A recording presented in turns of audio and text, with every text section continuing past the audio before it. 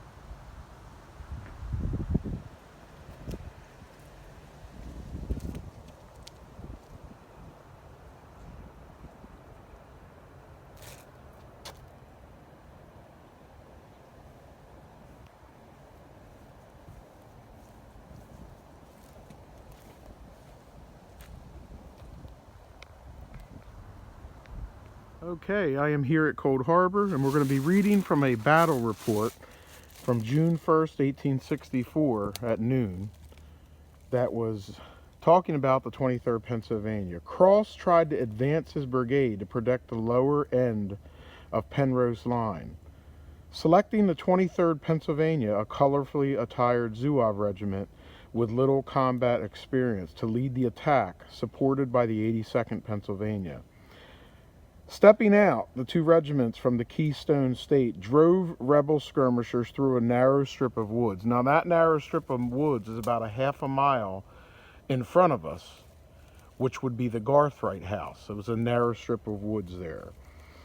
Confederates set the trees on fire as a delaying tactic to show the Pennsylvanians and to delay them, but they pressed into the clearing where they reformed along with the 95th Pennsylvania, Gosselin Zouaves, the 12th New York on the left of the line. At Cross's command, the four regiments started forward at a run. The results were predictable. As we charged from the woods, the rebels opened fire on our line, and we commenced dropping. Canister chewed into the line, but the veterans pressed on. In a few moments, the ground was covered with their dead and wounded. A Tar Heel observed that the 23rd Pennsylvania was the first ones to reach Martin's works, several hundred yards to the shelter of a small ravine. The men began to retreat back into this direction, and the 23rd Pennsylvania followed the example of New Jersey soldiers and started digging. Today we are here where they were digging rifle pits along with the New Jersey soldiers. And from an aerial topographical map, I was able to see these last remaining rifle pits that are here at Cold Harbor. Again, the Garthright House is about a half of a mile in front of us, and there's three pits here today. That one, the one over here, and then there's one right over here. These are the only three remaining rifle pits from June 1st, 1864 here at Cold Harbor, which were dug by some New Jersey soldiers and along with the 23rd Pennsylvania Bernese Zouaves. Again, the Union lines laid about 325 yards west in this direction of here. Reserve troops, including the 23rd Pennsylvania, occupied these grounds right here. Now, these pits were also a stop during the relay system that brought reinforcements and supplies to the forward line. Imagine the soldiers huddled inside of these trenches here, waiting for the call to the front. The baking down of the summer hot sun of June of 1864 was intolerable. Now, the overcrowded conditions, the poor sanitation, and just a few rations allowed sickness and disease to weaken a lot of U.S. Grant's army. And nearly 3,000 soldiers reported to Union hospitals during the 2 weeks here engaged at Cold Harbor. The 23rd Pennsylvania lost about 70 casualties here on June 1st, 1864. And again, we are here following the route of the 23rd Pennsylvania at the Battle of Cold Harbor here at Cold Harbor, Virginia. Okay, we are here at Cold Harbor. The Garthright House is just there between the two trees in the center. And this is the area where actually a lot of the Union 6th Corps, including the 23rd Pennsylvania Volunteers, started off their attack at the Battle of Cold Harbor on May 31st, 1864. Today, a lot of the earthworks and foxholes have been preserved.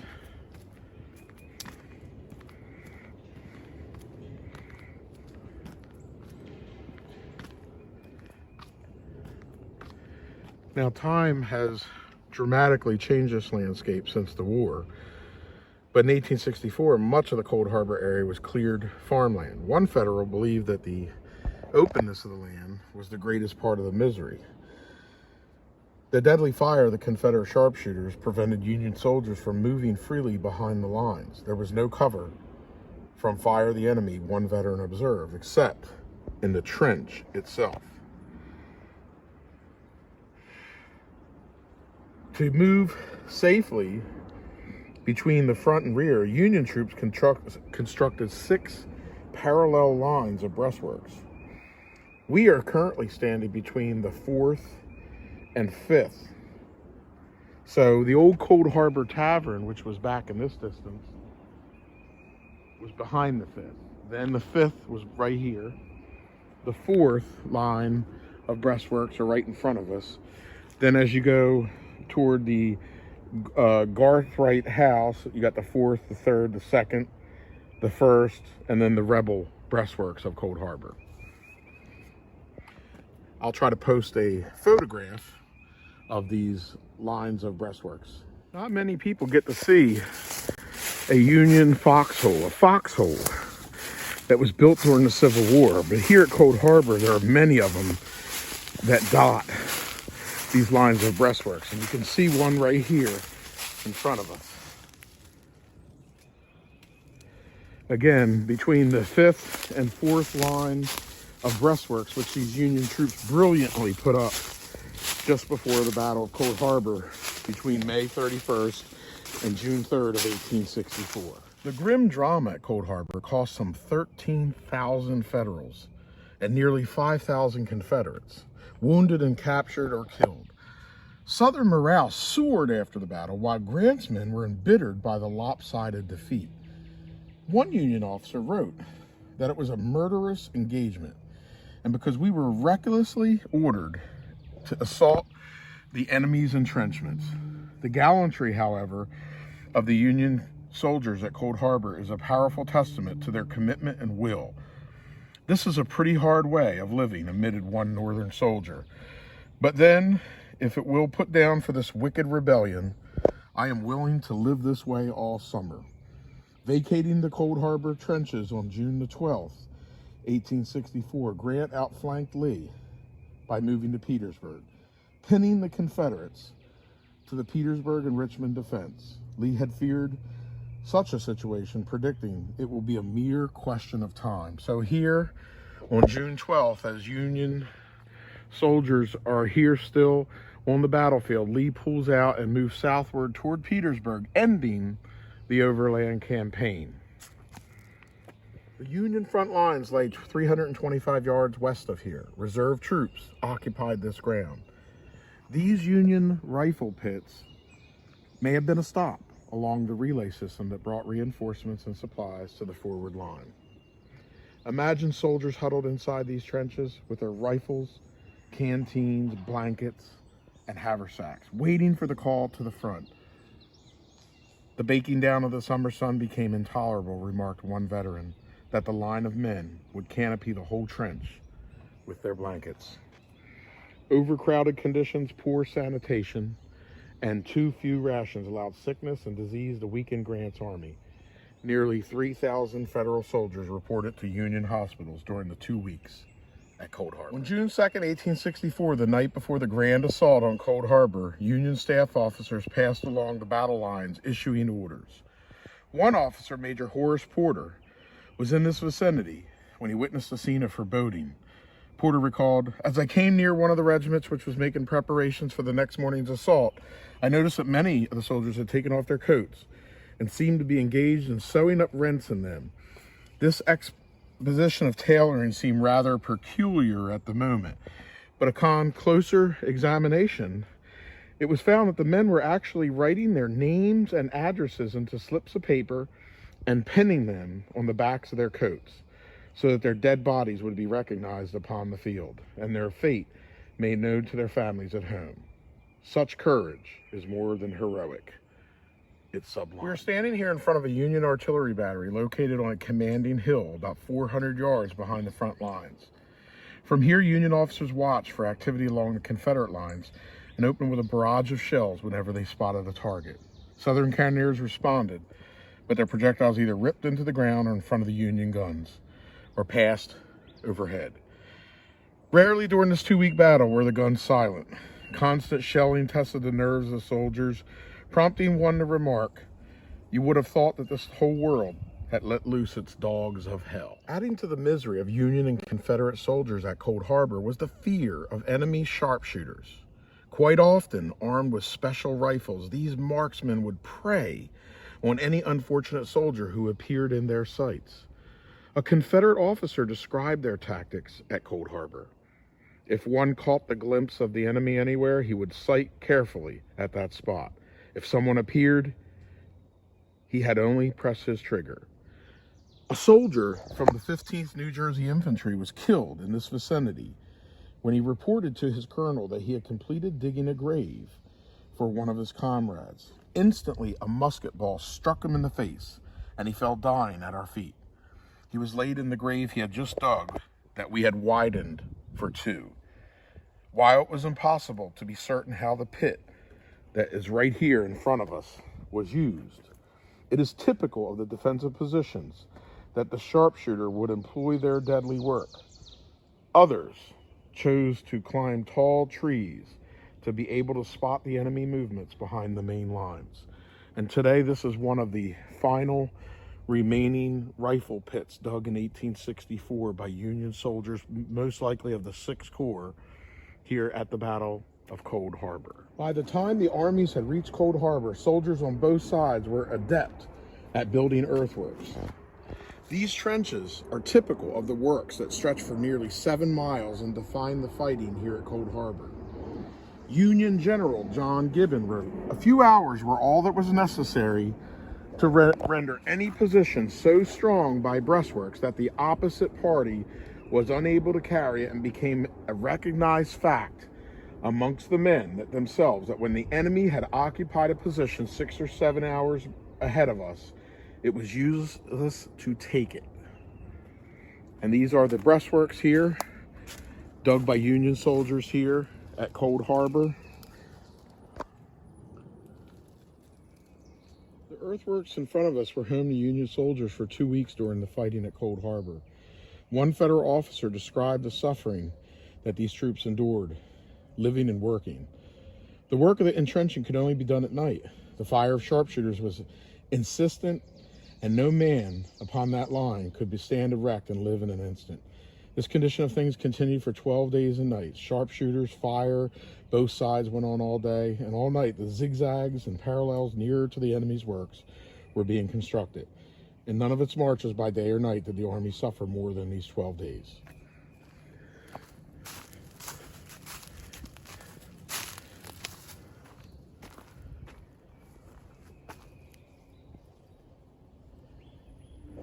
It was here that Sumner crossed the river to Rain Forge, a part of McClellan's army fighting at Fair Oaks on May 31st, 1862. Here, a part of Porter's Forge crossed in the night of June 27th, 1862, after the Battle of Gaines Mills. And it's also here that Stonewall Jackson, rebuilding the bridges destroyed by the retreating Unionists, crossed in pursuit on June 29th, 1862. Also known as Grapevine Bridge, here stood Grapevine Bridge, across which on the night of June 27th, part of McClellan's army moved in changing the base from the Pahomie to the James after the Battle of Gaines Mill. Stonewall Jackson pursued him on June 29th. This has been the Battle of Grapevine Bridge. 5 Union Corps along a 7-mile front formed for a grand assault on the Confederate line. All that separated the armies here was a field that had not been plowed in several years. There was no protective cover for the attack. These battle-tested men of the Army of the Potomac knew from hard-won experience the dangers of headlong attacks across open ground. Only sheer courage, determination, and the hope that the Southerners could be quickly overwhelmed gave any assurance of victory. Commands were given. The lines moved forward. An officer in the 139th New York would later write, "Amid the roar of artillery, a long line of Union troops moved forward to the charge. The advance was made from the cover of a wood, across the open space to a line of low breastworks. Our charge was met by the enemy with a murderous fire from hundreds of cannon and from tens of thousands of rifles. Shot and shell, grape and canister, and mini balls mowed the men down in swaths. Our advance was checked. The men falter and fall back with broken ranks before the irresistible storm of lead and iron hail. In the initial charge, Grant lost about 4,000 men. Another 2,000 fell later in the day. The attack on June 3rd, so long labeled one of the bloodiest assaults in the war, was not even the bloodiest day of the 1864 Overland Campaign. But what sets this famous episode apart is the sense of absolute futility and despair that accompanied the Union repulse.